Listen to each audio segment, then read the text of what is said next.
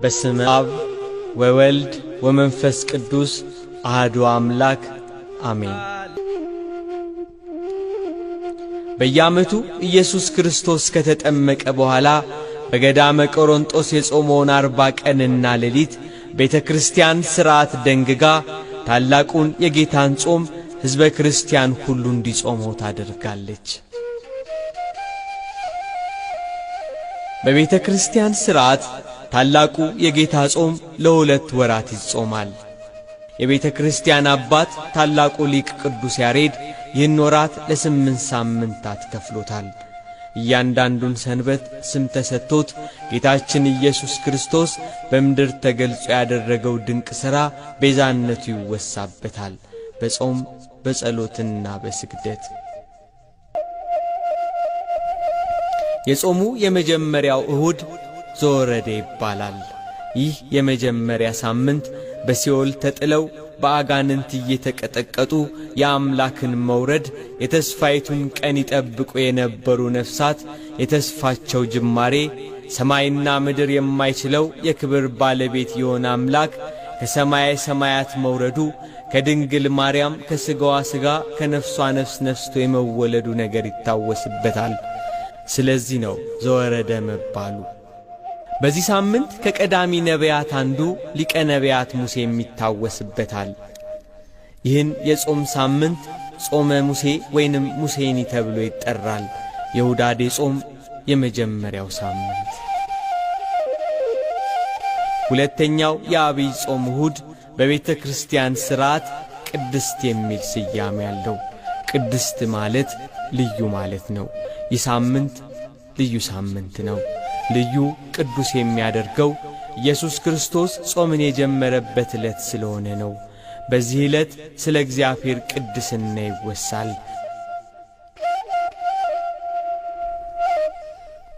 ሦስተኛው ሳምንት ምኵራብ ይባላል። የጸሎት ቤት። በየሰንበቱ ሕዝቡ ሁሉ በምኵራብ ይሰበሰብ ነበር። ጌታችን ኢየሱስ ክርስቶስ አይሁድ በሚሰበሰቡበት ምኵራብ እየገባ ወንጌልን ያስተምር፣ ሕሙማንን ይፈውስ ነበር። ይህ ሳምንት ጌትነቱ የሚነገርበት ሳምንት ነው። ጌታችን ኢየሱስ ክርስቶስ በምኵራብ ገብቶ በቤተ መቅደስ የሚሸጡትንና የሚለውጡትን አባሮ ቤቴ የጸሎት ቤት ትባላለች ብሎ የቤቱን ክብር የእርሱን ጌትነት የገለጸበት ዕለት ናት ምኵራብ። አቤቱ ጌታ ሆይ ዛሬም አለንጋህን ያዝና መቅደስህን አጽዳ። የበግ ለምድ የለበሱ ተኩላዎች በክርስትና ስም በመቅደስህ ሻጭና ለዋጭ ሆነዋልና አለንጋህን ይዘህ መቅደስህን አጽዳ። አራተኛው የአብይ ጾም ሳምንት መጻጉዕ ይሰኛል። በዚህ ሳምንት ጌታችን ኢየሱስ ክርስቶስ ድውያንን መፈወሱ፣ ዕውራንን ማብራቱን የሚያወሳ መዝሙር ይዘመራል። ጌታ ለበሽተኞች ያደረገው ታሪክም ይወሳበታል። መጻጉዕ በኢየሩሳሌም በበጎች በር አጠገብ ባለች የበሽተኞች መጠመቂያ ስፍራ ለ38 ዓመት ከአልጋ መውረድ የተሳነው በደዌ የደቀቀ አቅም ያጣ በሽተኛ ነበር። ጌታችን ግን ተነስ፣ አልጋህን ተሸክመህ ሂድ አለው። ተነሣ። 38 ዓመት የተሸከመችውን አልጋ ተሸከማት። እንደ አዲስ ተፈጥሮ ሆነ፣ ከበሽታው ዳነ። አምስተኛው ሳምንት ደብረ ዘይት ይባላል። የወይራ ዛፍ ያለበት ከኢየሩሳሌም በስተ ምሥራቅ ከቄድሮን ሸለቆ ጎን የሚገኝ ተራራ ነው ደብረ ዘይት። ስለ ኢየሩሳሌም መፍረስ፣ ስለ ዓለም መጨረሻና የዳግም መምጣቱን ያስተማረበት ቦታ ነው። ጌታችን ኢየሱስ ክርስቶስ የተያዘበት ጌቴሴማኒም ከዚህ ከደብረ ዘይት ተራራ ስር የምትገኝ ቦታ ናት። በዚህ ጾም በአምስተኛው ሳምንት የጌታችን የኢየሱስ ክርስቶስ የመምጣቱን ነገር የሚያስታውስ የዳዊት መዝሙር ይዘመራል። ስድስተኛው ሰንበት እሁድ ገብርኄር ተብሎ ይጠራል። በቅድስት ቤተ ክርስቲያን ቋንቋ ታማኝ አገልጋይ ማለት ነው ገብርኄር። ጌታችን ኢየሱስ ክርስቶስ በወንጌል ታማኝነታቸውን ለማየት የተለያየ መክሊት ተሰጥቷቸው ወጥተው ወርደው አትርፈው እንዲያመጡ ስለተላኩት ታማኝ ባሪያ ገብርኄር የተናገረው ነገር በዚህ ሰንበት ይወሳል። በንጹሕ የጾመ ወንድሙን በአንደበቱ ያልሸነገለ ደም ያላፈሰሰ ታማኝ አገልጋይ ወደ ጌታው ደስታ ይገባል፣ አዲሲቱን ምድር ይወርሳል እያለች በስድስተኛው ሳምንት ቅድስት ቤተ ክርስቲያን ትዘምራለች።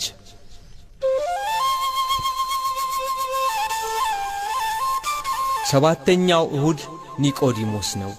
የሌሊቱ ተማሪ ፈሪሳዊ ነው፣ የአይሁድም አለቃ። አይሁድን ስለፈራ ሌሊት እየመጣ ከጌታችን አፍ ወንጌልን ይማር ነበር።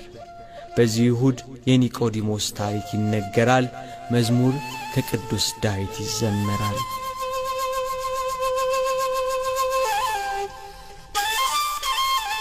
ስምንተኛው ሳምንት ሆሳዕና ነው። መዝሙረኛው ቅዱስ ዳዊት አስቀድሞ እንደተነበየው የኢየሩሳሌም ሕዝብ ሁሉ ወደ ከተማይቱ ወጥቶ አቤቱ እባክህ አድን፣ አቤቱ እባክህ አቅና እያለ በእግዚአብሔር ስም የሚመጣ ብሩክ ነው ይላል። ጌታችን ኢየሱስ ክርስቶስ ስለ ሰው ሲል ተላልፎ የሚሰጥበት ጊዜ ሲደርስ ወደ ኢየሩሳሌም ሊወጣ ተነሣ።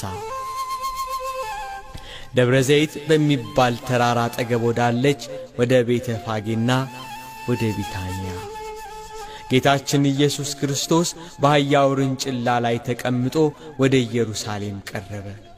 የሮማውያን ግዛት ያማረራቸው የተስፋይቱ ሀገር ሕዝቦች መሲሁ ወታደር አሰልፎ ከሮማውያን ቅኝ ግዛት ያወጣናል ብለው ጓግተው ይጠብቁ ነበር። የኢየሱስ ክርስቶስ ተአምር የደረሳቸው ድንቅ ሥራውን የሰሙ ከበረከተው ኅብስት የተቋደሱ ፊቱን ማየት የናፈቁ ቃሉን መስማት የጓጉ ሁሉ ወደ ኢየሩሳሌም ሊቀበሉት ወጡ። ግርማው ክብሩ ያስፈራቸው የኢየሩሳሌም ነዋሪዎች ተገረሙ። ከተማዋ ይሄ ማን ነው ብላ ተደነቀች።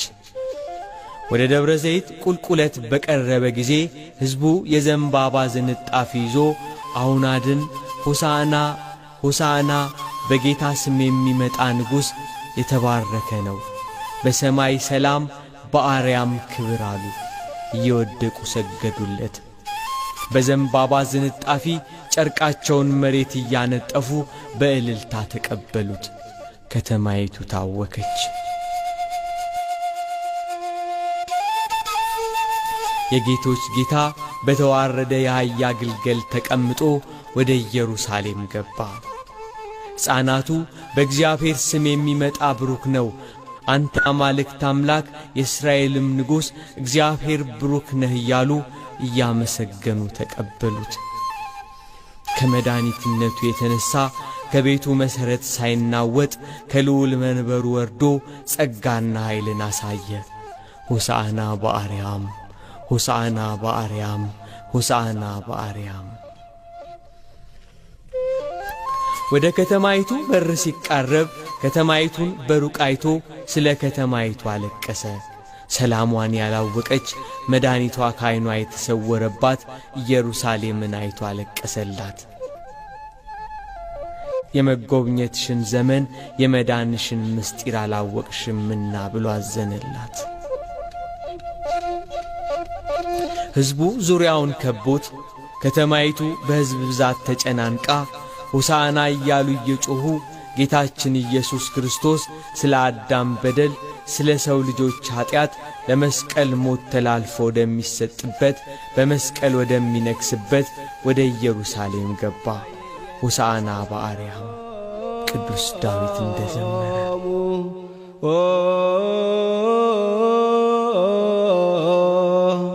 ቡሮ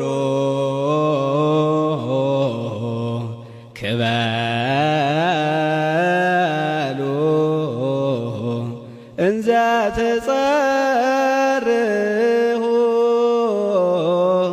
ባቤ ዓለም ሳይፈጠር የነበረውን ለዘላለሙ የሚኖረውን የእግዚአብሔር አብን አነዋወርን እንናገራለን።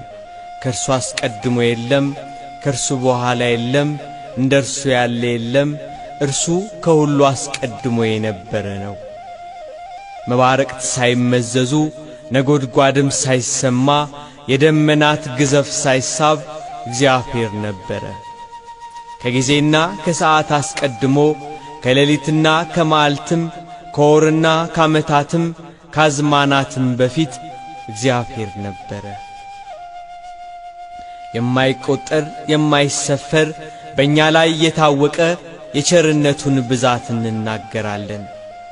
በከይሲ ምክር ትእዛዙን ባፈረስን ጊዜ ከተድላ ገነት ወደ ሞት ከነጻነት ወደ መገዛት መጣን። እርሱ ግን ፍጥረቶቹን አልተወንም። አዳኝ መድኃኒት የምክሩ አበጋዝ ለአባቱ ቀኝ እጅ ክንዱን ኃይልና ጥበቡ የሚሆን ልጁን ሙት ተሰቀል አድን ብሎ ላከልን። እርሱ ጌታችን መድኃኒታችን ኢየሱስ ክርስቶስ በቅዱስ ሥጋው በክቡር ደሙ መፍሰስ አንዲት ቤተ ክርስቲያንን ለዘላለም መሠረታት።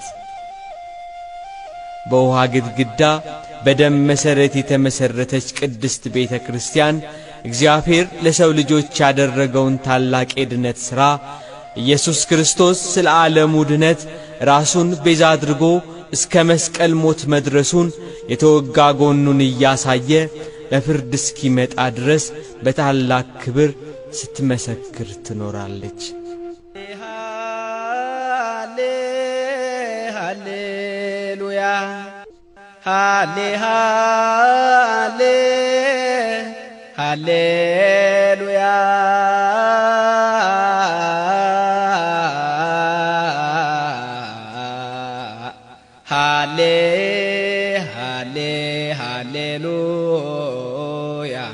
ተሰቅለ